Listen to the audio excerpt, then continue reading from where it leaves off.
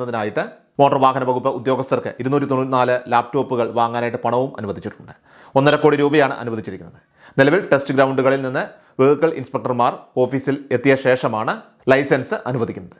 രാവിലെ driving test നടക്കുമെങ്കിലും ലൈസൻസിൻ്റെ വിതരണം രാത്രിയാകും. എന്നാൽ ഈ രീതി മാറി ടെസ്റ്റ് ഫലം അത് അപ്പോൾ ഓൺലൈനിൽ ഉൾപ്പെടുത്തും. അതുകൊണ്ട് തന്നെ ടെസ്റ്റ് പാസ്സാകുന്നവർക്ക് ഉടൻ തന്നെ ഡ്രൈവിംഗ് ലൈസൻസ് ഓൺലൈനിൽ എടുക്കാനും സാധിക്കുന്നതാണ്. നേരത്തെ ലൈസൻസ് പ്രിന്റ് ചെയ്ത് നൽകിയിരുന്നപ്പോൾ മാസങ്ങളോളം കാത്തിരിക്കേണ്ടിയിരുന്നു. എന്നാൽ ഈ ബുദ്ധിമുട്ടുകൾ മാറാനാണ് ഇപ്പോൾ ഡിജിറ്റൽ പകർപ്പിലേക്ക് ഇവയെല്ലാം തന്നെ മാറിയിരിക്കുന്നത്. അടുത്ത പ്രധാനപ്പെട്ട വാർത്താ അപ്ഡേറ്റ്, SIR ഫോം ലഭിക്കാത്തവരും 18 വയസ്സ് പൂർത്തിയായവരും ഉടൻ തന്നെ അക്ഷയ കേന്ദ്രങ്ങൾ വഴി വോട്ടർ പട്ടികയിൽ പേര് ചേർക്കേണ്ടതാണ്. അപേക്ഷ സമർപ്പിക്കാനായിട്ട് വ്യക്തി നേരിട്ട് പോകണമെന്ന് നിർബന്ധമില്ല.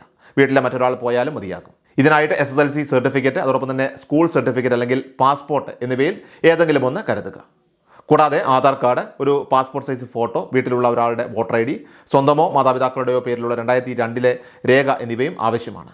ആധാർ ലിങ്ക് ചെയ്ത ഫോണിലേക്ക് OTP വരുന്നത് കൊണ്ട് തന്നെ ആ മൊബൈൽ നമ്പർ കൂടി കൈവശം വയ്ക്കാൻ പ്രത്യേകം ശ്രദ്ധിക്കണം. തദ്ദേശ തെരഞ്ഞെടുപ്പ് വോട്ടർ പട്ടികയും ഇതും തമ്മിൽ രണ്ടായതിനാൽ തന്നെ മുൻപ് വോട്ട് ചെയ്തവർ പോലും ലിസ്റ്റിൽ പേരുണ്ടെന്ന് കൃത്യമായി ഉറപ്പുവരുത്തേണ്ടതാണ്. അടുത്ത പ്രധാനപ്പെട്ട വാർത്താ അപ്ഡേറ്റ്, സംസ്ഥാനത്ത് വിവിധ സ്കോളർഷിപ്പ് പദ്ധതികൾക്ക് അപേക്ഷ സമർപ്പിച്ച അർഹരായിട്ടുള്ള വിദ്യാർത്ഥികൾക്കുള്ള തുക വിതരണം ആരംഭിക്കുകയാണ്. സ്കോളർഷിപ്പ് തുക ഗുണഭോക്താക്കളുടെ ബാങ്ക് അക്കൗണ്ടുകളിലേക്ക് നേരിട്ട് ലഭ്യമാകുന്നതിനുള്ള നടപടിക്രമങ്ങൾ തന്നെ സർക്കാർ ഇതിനോടകം പൂർത്തിയാക്കി കഴിഞ്ഞു. നിലവിൽ വിവിധ സ്കീമുകളുടെ ഗുണഭോക്തൃ പട്ടികകൾ പ്രസിദ്ധീകരിച്ചു വരുന്ന സമയം കൂടിയാണിത്. ജനുവരി മുതൽ മാർച്ച് വരെയുള്ള മാസങ്ങൾക്കുള്ളിൽ തന്നെ എല്ലാ സ്കീമുകളുടെയും ധനസഹായ വിതരണം പൂർത്തിയാക്കുമെന്നാണ് സർക്കാർ ഇപ്പോൾ അറിയിച്ചിട്ടുള്ളത്. അതിനാൽ തന്നെ വിദ്യാർത്ഥികൾ തങ്ങൾ അപേക്ഷിച്ച ഔദ്യോഗിക വെബ്സൈറ്റുകൾ സന്ദർശിച്ചുകൊണ്ട് ഗുണഭോക്തൃ പട്ടികയിൽ പേരുണ്ടെന്ന് കൃത്യമായിട്ട് ഉറപ്പുവരുത്തേണ്ടതാണ്. അതോടൊപ്പം തന്നെ മാസങ്ങളായിട്ട് അപേക്ഷ നൽകി കാത്തിരിക്കുന്നവർ ലിസ്റ്റ് പ്രസിദ്ധീകരിച്ചോ എന്ന കാര്യത്തിൽ കൂടുതൽ വ്യക്തതയ്ക്കായിട്ട് ബന്ധപ്പെട്ട വകുപ്പുകളുമായിട്ട് നേരിട്ട് ബന്ധപ്പെടാനും പ്രത്യേകം ശ്രദ്ധിക്കണം. അടുത്ത പ്രധാനപ്പെട്ട വാർത്താ അപ്ഡേറ്റ്, നീണ്ട ഇടവേളയ്ക്ക് ശേഷം തുടർച്ചയായ ബാങ്ക് അവധി ദിനങ്ങൾ വരികയാണ്. 3 ദിവസം ബാങ്ക് അവധിയും 1 ദിവസം ബാങ്ക് ജീവനക്കാരുടെ രാജ്യവ്യാപക പണിമുടക്കുമാണ് വരുന്നത്. ഫലത്തിൽ 4 ദിവസം ബാങ്കുകൾ അടഞ്ഞുകിടക്കും. അതിനാൽ തന്നെ ബാങ്ക് ഇടപാടുകൾ നടത്താനുള്ളവർ ഇക്കാര്യം പ്രത്യേകം ശ്രദ്ധിച്ച് ആവശ്യമായ മുൻകരുതൽ സ്വീകരിക്കേണ്ടതാണ്. പ്രത്യേകിച്ചും മാസം അവസാനത്തെ ആഴ്ചയിലേക്ക് കടക്കുന്ന സാഹചര്യത്തിൽ ജനുവരി 24, 25, 26 ദിവസങ്ങളിലാണ് ബാങ്ക് അവധികൾ വരുന്നത്. ജനുവരി 24 ഈ മാസത്തെ 4ാം ശനിയാഴ്ച ആയതിനാലാണ് ബാങ്ക് അവധി.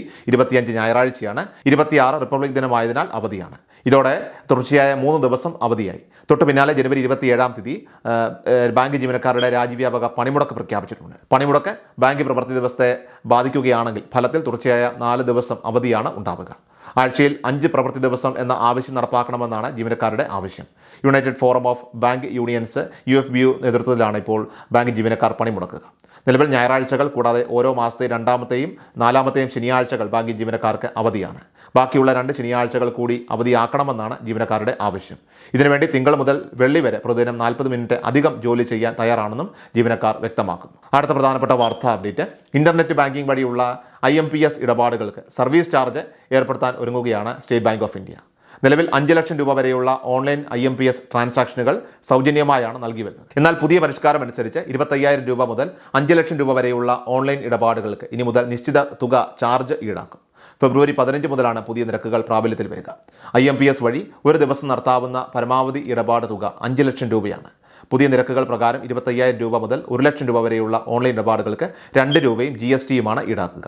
1 ലക്ഷം രൂപ മുതൽ 2 ലക്ഷം രൂപ വരെയുള്ള ഇടപാടുകൾക്ക് 6 രൂപയും GSTയും, 2 ലക്ഷം മുതൽ 5 ലക്ഷം രൂപ വരെയുള്ള ഇടപാടുകൾക്ക് 10 രൂപയും GSTയുമാണ് സർവീസ് ചാർജായിട്ട് നൽകേണ്ടി വരിക. ഡിജിറ്റൽ ഇടപാടുകൾക്ക് പുറമെയായിട്ട് ബ്രാഞ്ച് വഴിയുള്ള ഇടപാടുകളിലും മാറ്റങ്ങൾ വരുത്തിയിട്ടുണ്ട്. 1000 രൂപ വരെയുള്ള ബ്രാഞ്ച് ഇടപാടുകൾക്ക് ഫീസ് ഈടാക്കില്ലെങ്കിലും 1000 രൂപയ്ക്ക് മുകളിൽ 1 ലക്ഷം രൂപ വരെയുള്ള ഇടപാടുകൾക്ക് 4 രൂപയും GSTയുമാണ് സർവീസ് ചാർജ് വരിക. അടുത്ത പ്രധാനപ്പെട്ട വാർത്താ അപ്ഡേറ്റ്, സംസ്ഥാനത്തെ സാമൂഹ്യ സുരക്ഷാ ക്ഷേമ പെൻഷൻ വിതരണവുമായി ബന്ധപ്പെട്ട ഏറ്റവും പ്രധാനപ്പെട്ട അറിയിപ്പുകൾ ഇപ്പോൾ വരികയാണ്.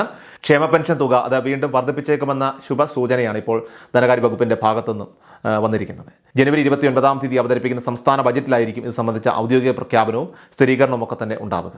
നിലവിലെ സൂചനകൾ പ്രകാരം 200 രൂപ മുതൽ 500 രൂപ വരെയുള്ള വർധനവാണ് പ്രതീക്ഷിക്കുന്നത്. എന്നാൽ ഇക്കാര്യത്തിൽ വ്യക്തത വരാനായിട്ട് ബജറ്റ് ദിവസം വരെ കാത്തിരിക്കേണ്ടതുണ്ട്. മാത്രമല്ല, ഇതിനിടെ സംസ്ഥാനത്തെ ജനുവരി മാസത്തിലെ ക്ഷേമ പെൻഷൻ വിതരണം സംബന്ധിച്ച നിർണായക വിവരങ്ങൾ ഇപ്പോൾ പുറത്തു വന്നു കഴിഞ്ഞു. ഈ മാസം 2000 രൂപയാണ് പെൻഷനായിട്ട് വിതരണം ചെയ്യുക. ചൊവ്വാഴ്ച ദിവസം വിവിധ ആവശ്യങ്ങൾക്ക് വേണ്ടിയിട്ടുള്ള കടമെടുപ്പ് നടക്കുകയുണ്ടായി. അതിനാൽ തന്നെ വരും ദിവസങ്ങളിൽ പെൻഷൻ വിതരണ നടപടികൾക്ക് തുടക്കം കുറിക്കുന്നതായിരിക്കും. ജനുവരി മാസത്തെ വിതരണം 26 തീയതിയോടെ ആരംഭിക്കുമെന്നും വിവരമുണ്ട്. നിലവിൽ പെൻഷൻ ലഭിച്ചുകൊണ്ടിരിക്കുന്ന ഗുണഭോക്താക്കൾ ചില കാര്യങ്ങൾ കൂടി പ്രത്യേകം ശ്രദ്ധിക്കേണ്ടതായിട്ടുണ്ട്. പ്രത്യേകിച്ചും നോൺ റീമാരേജ് സർട്ടിഫിക്കറ്റ് സമർപ്പിക്കാനുള്ളവർ അവർ എത്രയും വേഗം തന്നെ അത് പൂർത്തിയാക്കേണ്ടതാണ്. ചില പഞ്ചായത്തുകൾ ഇതിന് മാർച്ച് മാസം വരെയൊക്കെ ഇളവ് അനുവദിച്ചിട്ടുണ്ട്.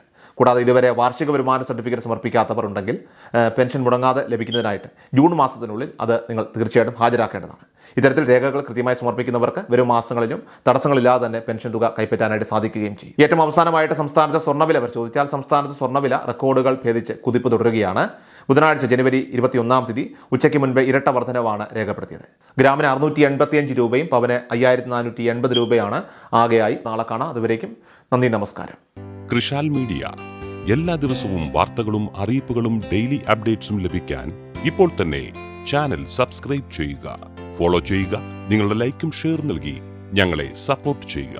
നിങ്ങളുടെ അഭിപ്രായങ്ങൾ കമന്റ് ബോക്സിൽ രേഖപ്പെടുത്തുക.